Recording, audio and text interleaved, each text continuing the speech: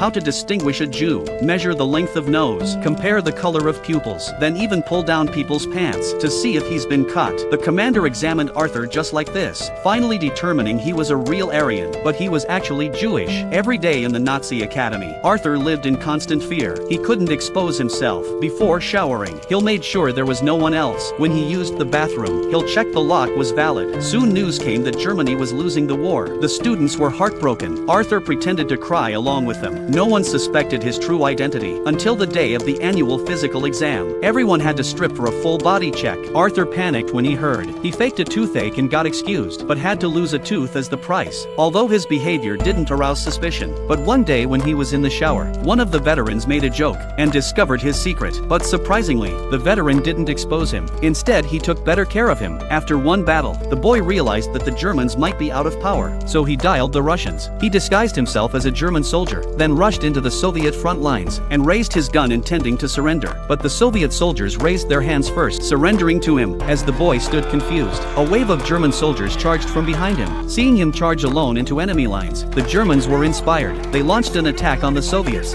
After capturing the position, they lifted the boy high in celebration. No one knew that this Nazi hero was actually Jewish. The commander heard about this and praised the boy by name. He sent him to a Nazi academy, certifying the boy's identity in the name of the military. On the first day at the German elite school, the officer introduced Arthur's battlefield accomplishments. Everyone treated him as a hero returning from war. He followed the officer in swearing allegiance to the Führer. Here the officer taught them how to eliminate Jews. Everyone was filled with hatred towards Jews. The boy was terrified but didn't dare show it. He knew life here was even more dangerous than outside. Yet the inevitable things came. The officer called him into the office, asking why he was missing his personal file. Arthur said they were left on the front line. The officer said he'll confirm. Arthur walked out deeply worried. Suddenly an air siren blared.